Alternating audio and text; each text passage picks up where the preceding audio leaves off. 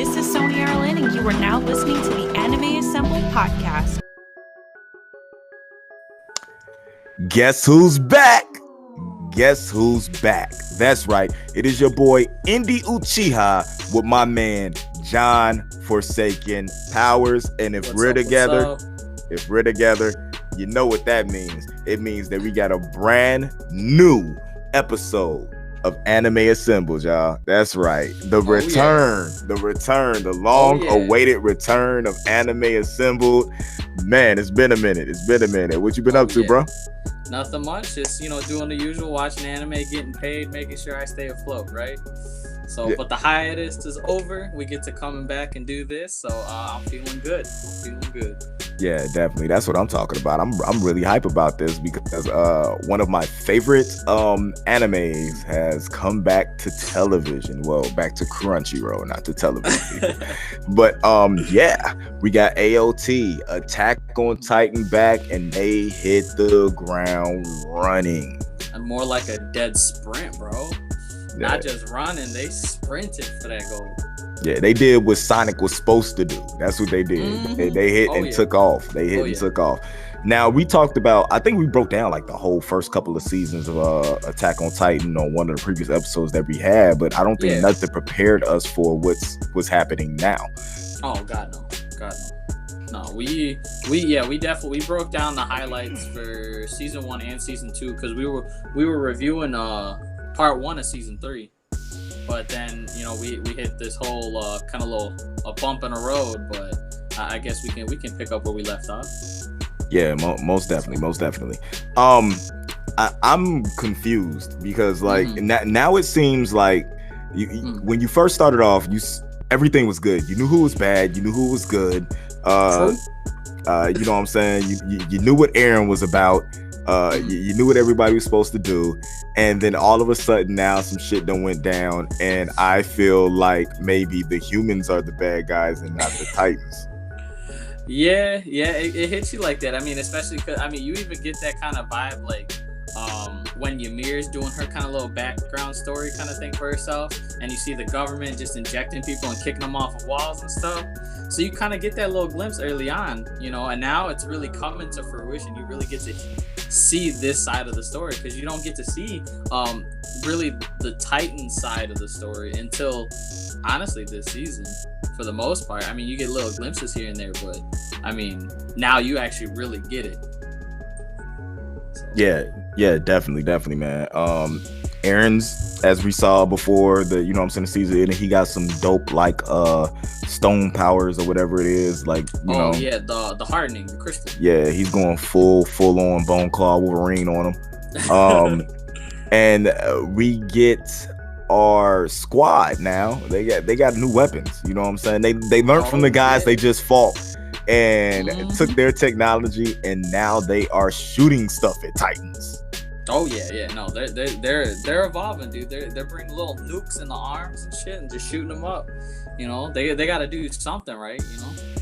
So they can't just grow. All of them can't just grow into big old Titans like the rest of them. So they got to think on their feet. Yeah, definitely. So I have to say, when it comes to the Beast Titan, he seems like he's the de facto leader of the evil Titans. I'm gonna say evil Titans because we seem to get more Titans on our side, so I just can't say Titans are evil. Fair enough, yeah. But he seems to be like the de facto leader on what's going on. Like I don't even understand who this dude is or where he came from. Could you break that down for us?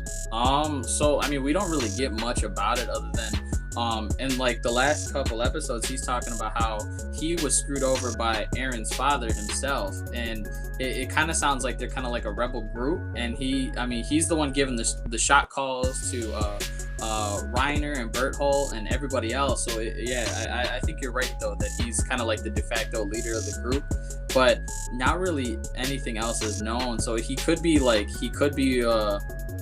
an old partner of Eren's father, maybe, just because he was like, I will save you, you will get the truth, all this kind of crap.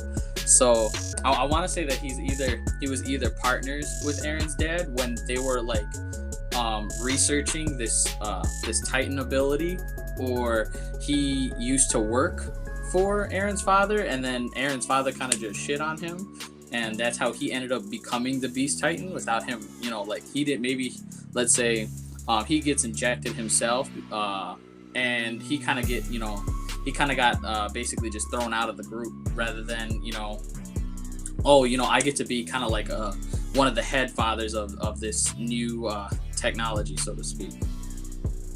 Hey, that's like really dope. I mean, you broke it down, made me understand a little bit more about this dude. But we know he's got beef with Aaron's pops.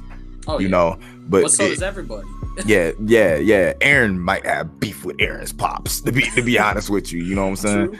True. So,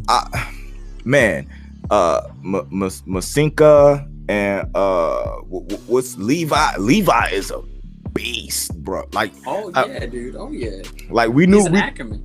Yeah, we knew Ackerman. I hear that a lot. In the show. Like what does that term mean? Like, what is an Ackerman? So they haven't really gone specifically into it, but since I've read the manga, I know what it is. But you can tell from all the people with the last name. Hold on. You know what it is since you read the manga. How far ahead of you are? I'm almost current. I mean, I wouldn't say that I am current, but I do know what's coming for us. Coming up. I don't know the current aspect of the manga, but I do know at least what's coming up soon. All right. Well, we're finna do this. Right. Spoiler. From this time, like skip ahead, like maybe a minute and a half. Break down to us. What? You know what? I'll just leave the spoiler tag up here. Break down to us what an Ackerman is. So basically, what an Ackerman is, it's kind of funny because they're going with the Avengers and everything like that.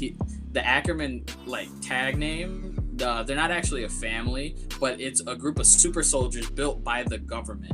Kind of like how Captain America was. They were kind of just like run-of-the-mill people, and they beefed them up with all these type of chemicals and drugs and shit. Now they're super soldiers and they're super trained. So that's why, like, for instance, Mikasa Ackerman, Levi Ackerman, and I forgot what his name is. He's the Ripper. His last name was Ackerman too. The guy who raised Levi back in the day. They all have the last name of Ackerman, and eventually what they'll do is they'll tell us like, hey, or they might have actually already kind of alluded to it, but the Ackerman last name is given to anybody who was a part of this like super soldier kind of faction that the government made.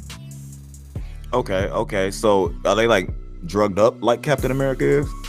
Kinda, yeah. Just that, as well as plus they got they had like special training as kids, and their bloodline was what was really special too, because after getting all these drugs pumped into them and stuff like that, that's why they became these super soldier type people.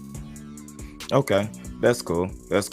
So what's going let's get through the BS. Let's go into this last episode or the episode before that we just got with the big Titan battle. They done took down the armor Titan. They done took down the colossal Titan, but not without great loss. I mean, because the Beast Titan had a whole plan, right? I mean, I'm starting to feel like our squads, our humans, aren't really that smart, because they seem to always end up in a situation where they lose like 75% of their army. Well, I mean,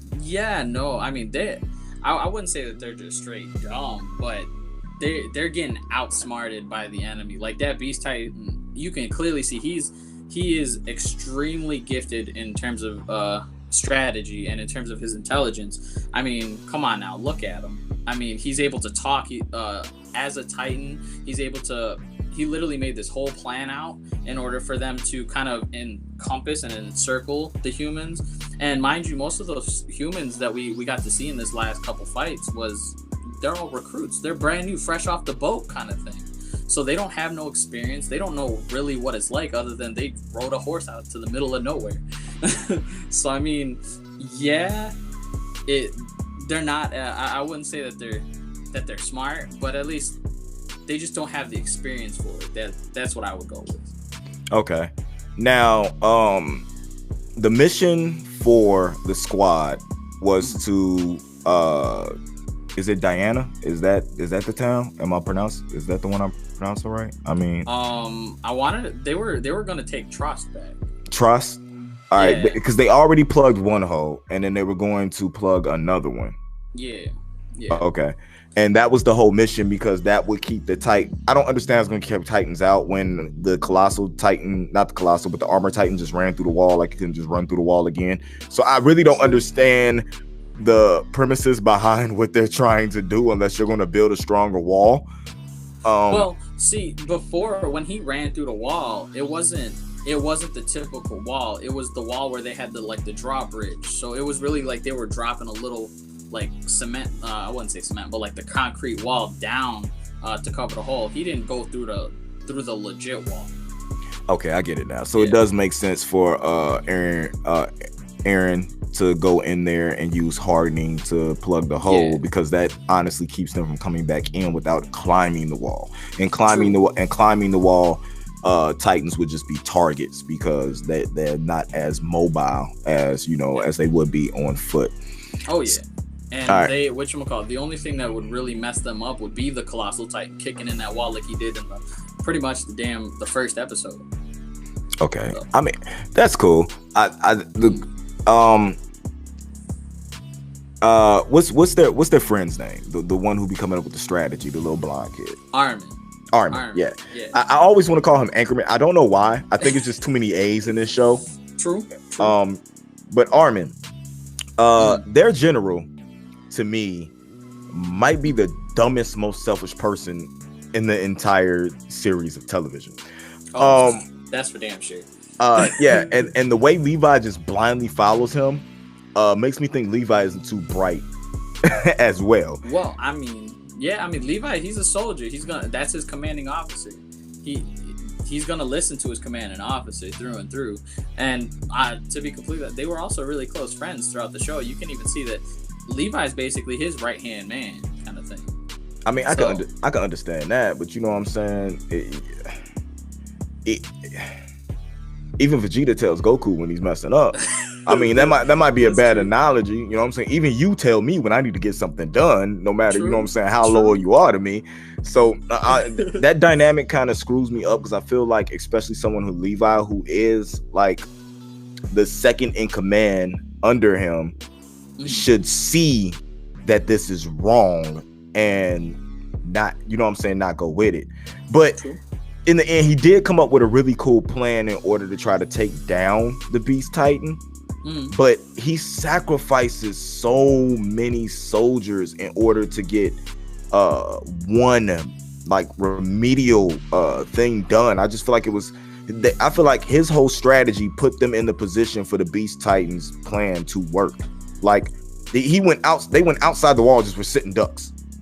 Yeah, but you do have to remember that they were circled. So even if they tried to leave, they would have literally just died out from the lack of food. They would have had a war of attrition, basically.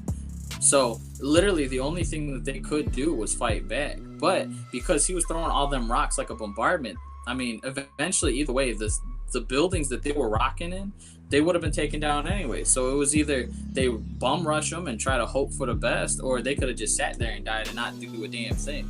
So, I mean, with the situation he had and the cards he was dealt, that was really the only. I mean, I'm sure if they really like thought some more, they probably could have came up with a better idea. But at the moment, that was really the best thing that they could have done, was send their best dude, behind enemy lines while they were playing as a distraction. I mean, it didn't really pan out the way that they wanted, but I mean, they did the best they could. That's all you could really get out of that. Okay, so I mean, how do you feel about Armin is the better strategist. Hands down, he's the best strategist they have. We've had that little flashback with them when they were young. I'm tired of the younger flashbacks. We can care less about what happened when they were kids, because they're still kids now going through what they're going through. I'm more worried about what they're going through now.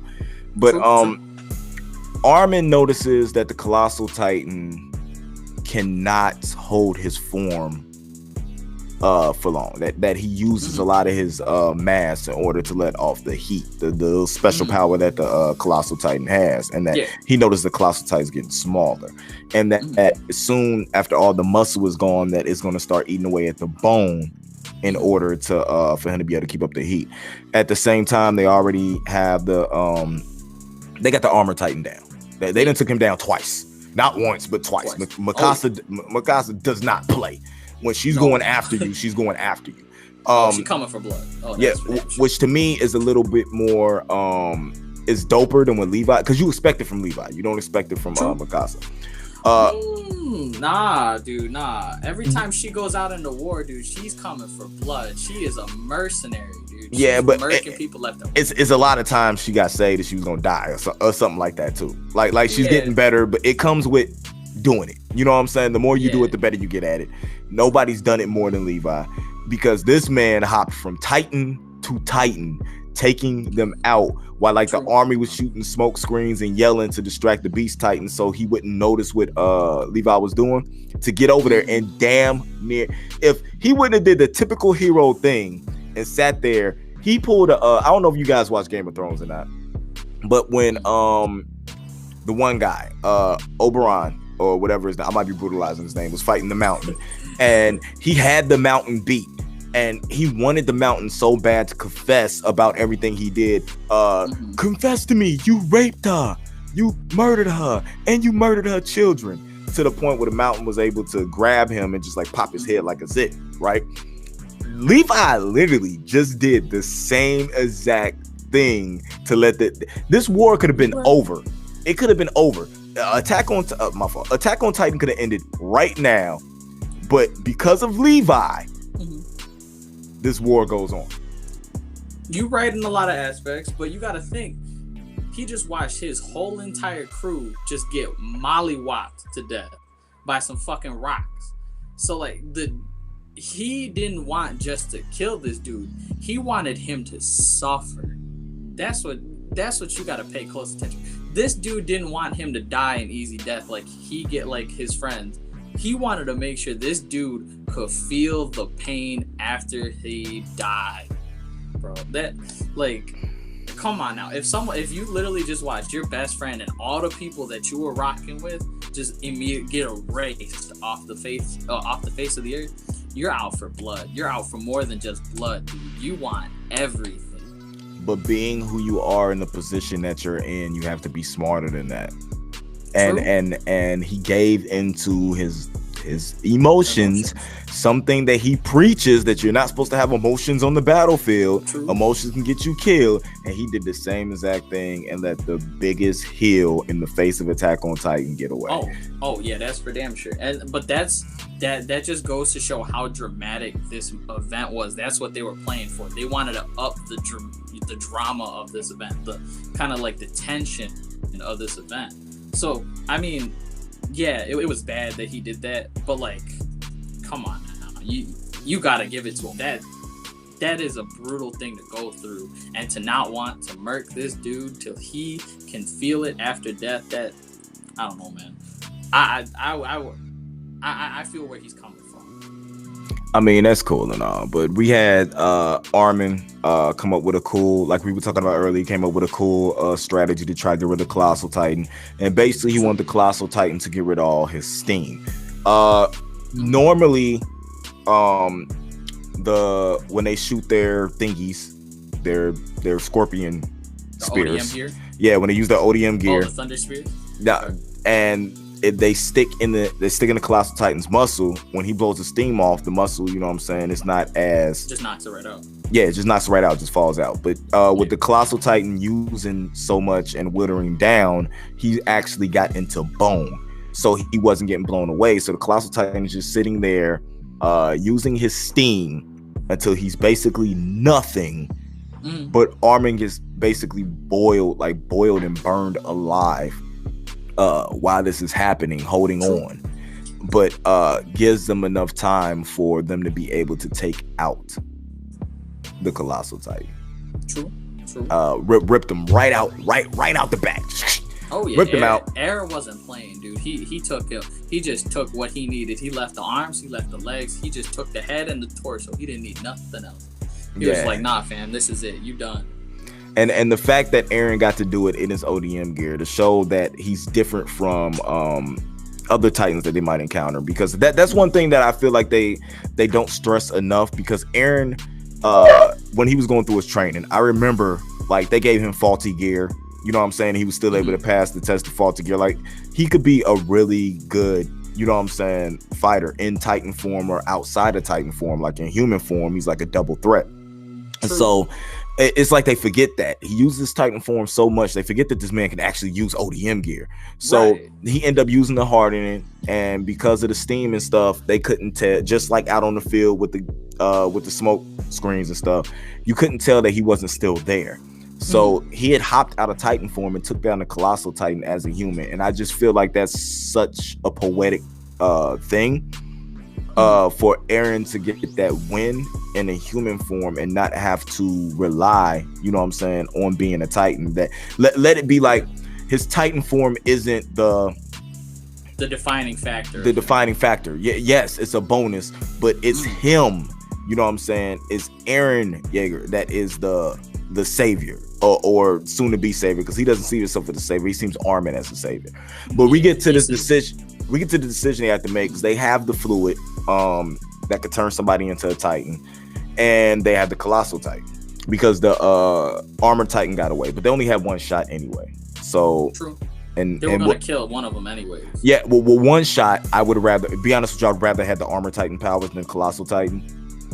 That's fair. Because when it comes, like you said, to a battle attrition, I feel like the Armored Titan stands up. You know what I'm saying? Can fight longer than what the Colossal Titan can.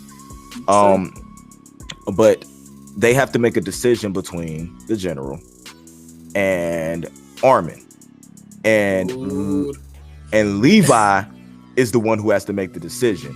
And this again is Levi being over emotional. They're saying we need our general. He's the only one that could lead us. He did nothing.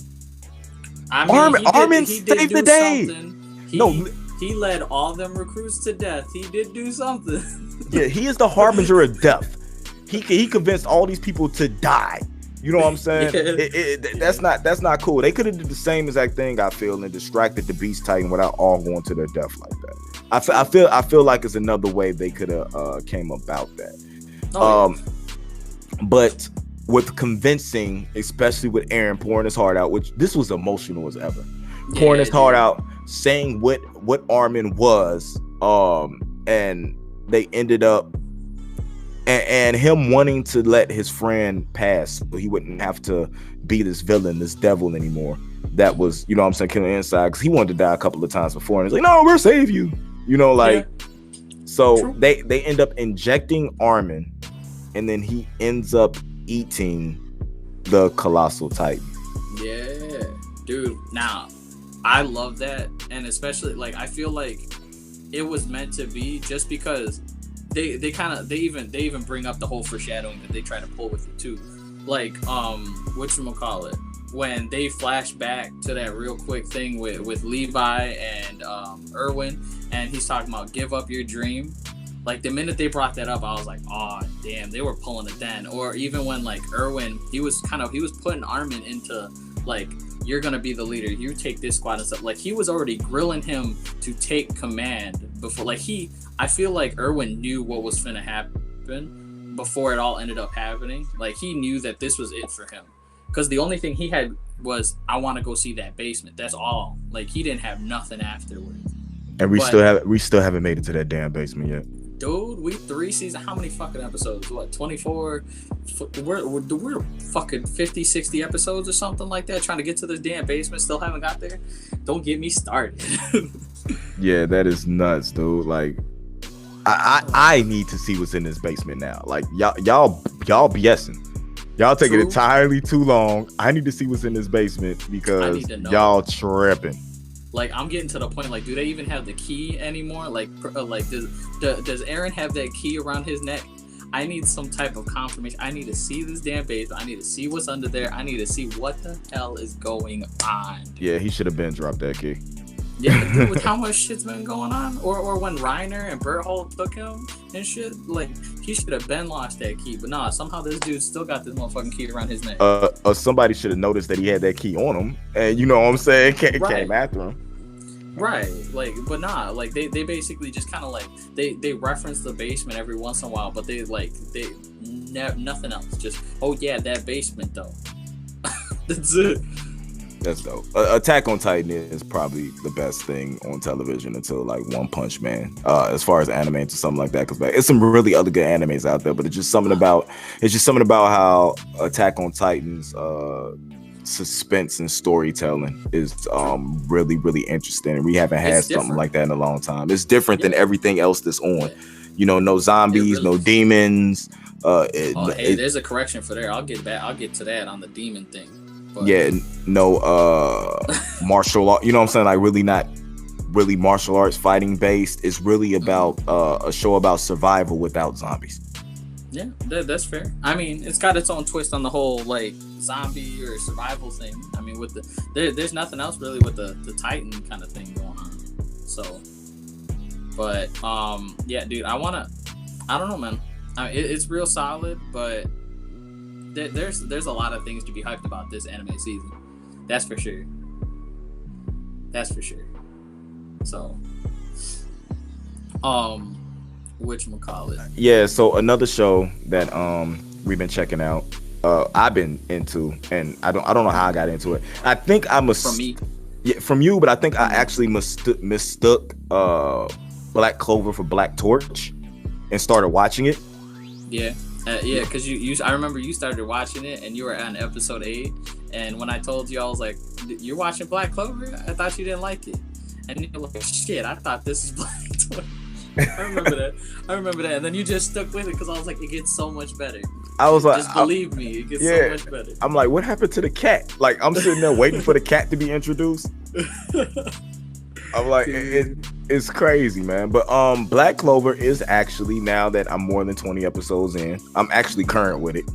It's actually really, really good. And I didn't even notice that I did a video for, I think it was Light versus Dark, I think. I don't know. Was it Light for? It's one of the songs I think I did a video for. It might be Reaching for the Stars. But I actually took the scene from the Yami fight and didn't even know that was Black Clover. And put that in a little AMV that I made. So that was interesting when I actually got to the fight and got to take it down. I am a Yami fanatic. That dude is a beast. Literally one of the best characters in the show. One of the best characters. At least for me, he's one of the best characters. Yeah, him and the not the little annoying dude, but the other dude. You know. Yeah, Whew. He's pretty boy. That's what he is. He's supposed to take he's supposed to take all the light from the show, dude. That's what he is. He's supposed to bask in all that limelight. He's got literally everything going for him. Everything. You can't name one bad thing going for him. He's got everything going for him. Okay. So I got something, idea, right? Okay. What if the whole point for being OP, you know what I'm saying, and have everything going for him, is that he's gonna flip sides? I low-key, I could see it. Yeah. I could see it just because, like, his relationship, like, with with certain characters, I can see it that he might turn. Just from how he is, like, he is obsessed with becoming the Wizard King, and I feel like he'll do whatever he has to do in order to one-up Asta. He's far exceeding anything Asta could do right now. Oh yeah, right now. But that's what I'm saying. Like, I have a feeling that Asta's gonna catch up. He's gonna somehow unlock another fucking thing with that black book of his, and he's gonna become super OP. And is gonna get worried or scared or whatever, or he's gonna feel like he's falling behind, and he will try to do whatever he can in his power to be the strongest, basically, in order to become the Wizard King. And if let's say like the dude from the Eye of the Midnight Sun or whatever the fuck that group is, they, like the head dude from that will offer him this, like ability, or will offer him this power or something, and he's gonna take it. And that's how he's gonna flip, or he's gonna take it by accident. Like, he will think that it would be like, let's say there's someone in like the squad that he thinks is a good guy, and it's like some ability that he's like, oh yeah, this will make you stronger, just believe in me. And he's gonna be like, oh yeah, you're a good guy, I'm gonna take this. And turns out he's actually a bad guy. Just like they're already foreshadowing that someone in the squads is a bad guy. We don't know who it is yet, but I have a feeling it's gonna be one of the captains, or it's gonna be someone with a lot of pull in the groups. His captain. Yeah. What if it's his captain? See, I didn't want to pull that just because they're making it so obvious, but that's really the only thing. And he's super close to his captain. Like, his captain is literally just head over heels over this dude, and I have a feeling he has something to do with them Eye of the Midnight Sun group. His captain is literally Kakashi, and Yuno is literally Sasuke. Like this show relates so much to Naruto that it's crazy. I think that's why people are easily able to transition into it. But I don't know. I just want to see. They got that whole Naruto and Sasuke vibe to them too. Sasuke is stronger than Naruto. Naruto's trying to catch up to Sasuke. The believe it, never give up whole aspect between Asta and Naruto. Same fucking vibe. Naruto had everything going wrong for him. Asta has everything going wrong for him. Like, there's so many similarities. And then whatchamacallit, fucking Sasuke gets all the praise, all the glory. He's super badass. Is the same way. He gets all the glory, all the fame. Super badass. The only difference I think is between the two is that Sasuke did not respect Naruto until way later in life, because Yuno and Asta came up together in the same growing up in the same church, both being orphans. They hold a mutual respect for each other that Sasuke and Naruto didn't have early on. But I think it's going to be a reverse thing. I think that respect is going to get lost. Well, it's just, it's going to turn the opposite. Something's going to happen. I really feel like the village they came from, that village is getting destroyed. See, what I really think, how like in the first 30 seconds of each episode, they bring up the whole thing about the Wizard King destroys this crazy demon, right? And then they always show the skull of that demon. I feel like somehow that demon's gonna get resurrected, and their village is the first thing to go. And what I think, honestly, it might have something to do with the black book that Asta has. That maybe the demon's soul was put into that grimoire, and somehow it might resurrect that demon. Yeah, and then you can have blaming Asta, for that happening, and maybe turning to working with the Eye of the Midnight Sun in order to get back at him. Because what if they're not really that bad? True. Or what if they're the ones that trick Asta into bringing the demon out, and then they play it to that it was Asta's fault, and that we're the only ones that could stop him, and then goes to work with them. I could see that 100%. Could see that. Yeah, that's crazy. Anybody who hasn't seen Black Clover needs to check it out. It's way deeper than the breakdown we can go into. It's just a lot of key points that we like to talk about where the show's going and where it could possibly go plot wise, because it's already deeper plot wise than Naruto ever was this early in the show. But I think they benefit from having shows like Naruto and Bleach and everything like that, because that's what it feels like. It feels like a mix for me between Naruto and Bleach. I could feel that. I could see that, especially with all the the swords and shit too. I could see where Bleach is coming from, and just like how the certain character interactions and how certain personalities kind of vibe the same way as the Bleach characters did. I could see that. Yeah, definitely. Like Yami's hands down. One of the 13 captains. Easy. It's nuts. It's nuts. He looked like a character that was taken straight from Bleach. Or like somebody was watching Bleach. We're finna merge all these characters into one dude. That's for damn straight up. Yeah, his move set even looks like Hollow Ichigo. You know what I'm saying? Throwing the black like literally it looks the black like Getsugas and shit. Yeah, it looks like Ichigo's moveset. They took the best from every anime they loved and just made it complete anime, and that's probably why the show is actually dope. Pretty decent, yeah. Yeah. So you got an honorable mention that you would like to put out there as far as like something that we should watch? Bringing back to that whole thing where you're talking about demons and shit, there's an anime out right now. It's called Kimetsu no Yaiba. Easy way to put it, it's called Demon Slayer.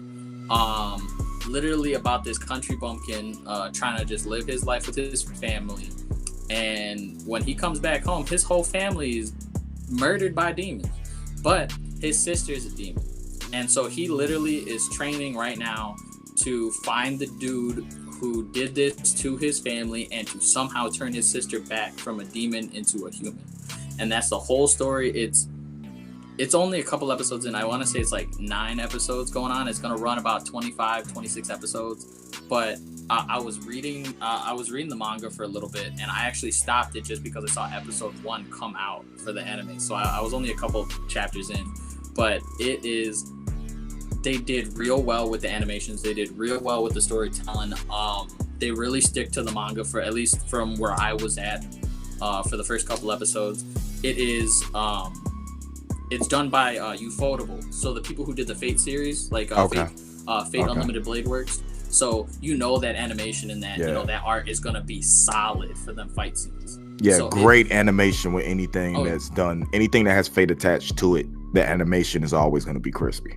Oh yeah, for sure. And the best, like the story it's real solid. Like a lot of people, at first it was kind of just like, oh, it's just gonna be, that typical, like dude's family's dead, he's got to go fight someone to get revenge or whatever, right?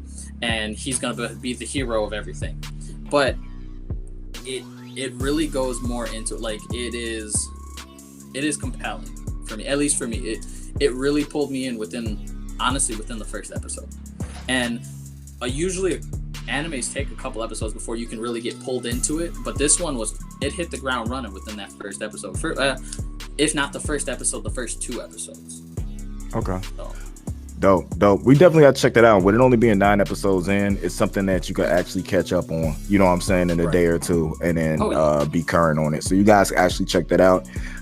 Forsaken doesn't recommend BS. You know what I'm saying? If he's recommended something for you to watch, you should legit watch it. So, hey, that was it. We're back. Anime Assembled. Yeah. We're not leaving this time. Everything's done. You know what I'm saying? He's finishing up with school. I'm back to doing what I need to do. I'm set back up. So we will be back current, you guys. All right, we will be here. But tell them where they can find you at. You know what I'm saying? Instagram and Twitter and stuff, man. I ain't got no Instagram, ain't got no Twitter, but the place where you can come find me, go hit me up on Facebook. My name's John Powers. It's not hard to find. As long as you look for my ugly mug, you'll see me.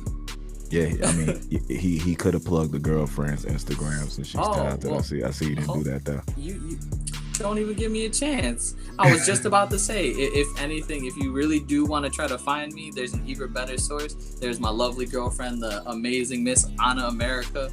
You can't miss her. Go check out her art. Go look at it, dude. Like, her stuff is amazing. Some of the artwork that my boy Indy's got going, it is actually done by her. She is fantastic. So, speaking of the devil. Yeah, definitely. Like these anime assembled chibis right here. You know what I'm saying? Yeah. She hand drew them bugs for us.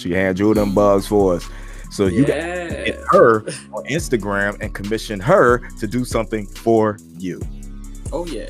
And like I said, I mean, if you really want to find me, you can either look me up on Facebook. You can go hunt her down on Instagram, Twitter. You can find her on Facebook. Just give me a holler. I love talking about anime. You can come check me out. I'll have a whole discussion with you about whatever. If I've watched it or if I'm planning to watch it, I'll be able to talk to you about something.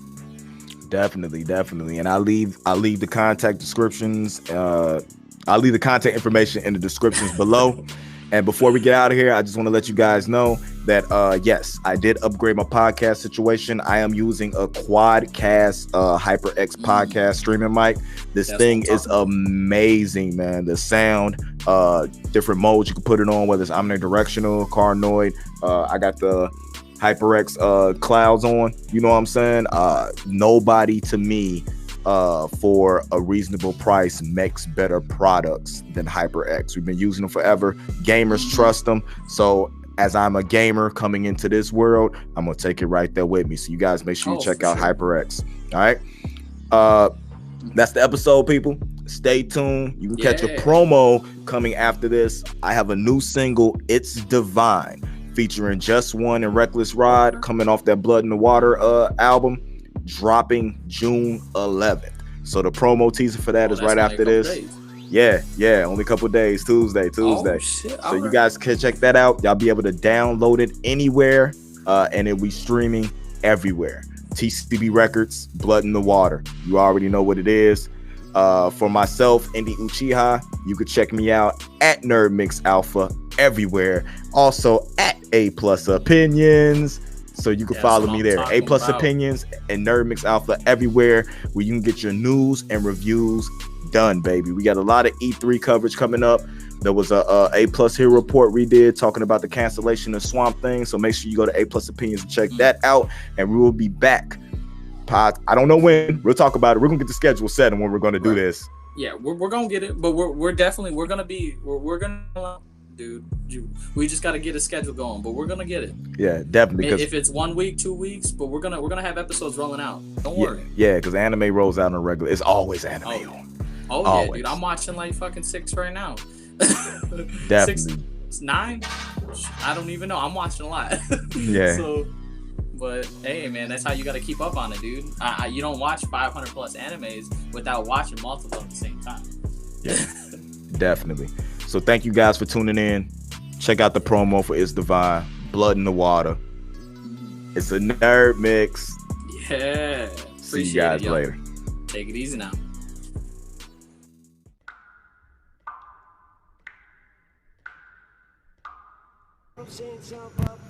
You gotta be kidding me. We call this piece the fecalator. One look at it and the target shits him or herself. Try it on. I mean, it's a lot more compact than the flaming sword, but it's not nearly as impressive. It doesn't have that wrath of the almighty edge to it. I mean, how am I supposed to strike fear into the hearts of the wicked with this thing? Look at this. Well, then, don't use a gun. Lay the place to waste like. Yeah, well, easy for you to say. You get off light and raising. You get to stand there and read at Sodom and Gomorrah. I had to do all the work. What work did you do? You lit a few fires. I rained down sulfur, man. There's a subtle difference. Oh, okay, I'm sure. Hey, you know what? Fuck you, man. Any moron with a pack of matches can set a fire. Raining down sulfur is like an endurance trial. Mass genocide's the most exhausting activity one can engage in, next to soccer. I'll take this one.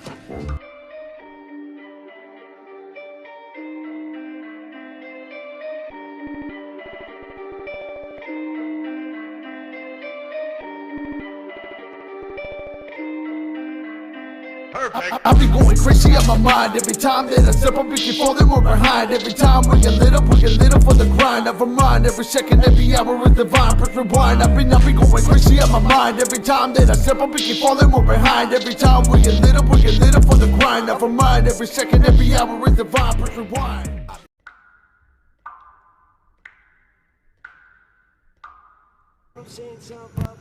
You gotta be kidding me.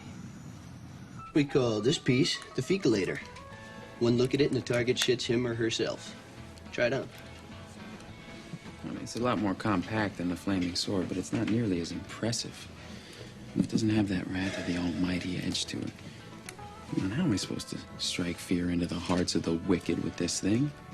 Look at this.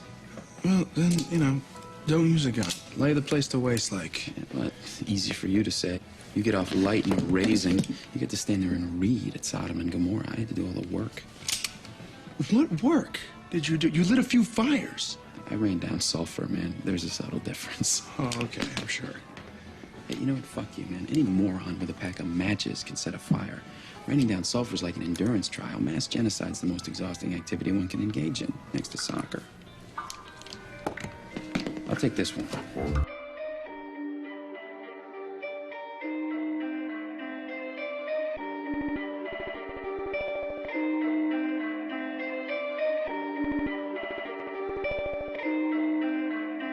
I be going crazy on my mind every time that I step up, we keep falling more behind. Every time we get lit up for the grind. Never mind, every second, every hour is divine. Press rewind. I be going crazy on my mind every time that I step up, we keep falling more behind. Every time we get lit up for the grind. Never mind, every second, every hour is divine. Press rewind.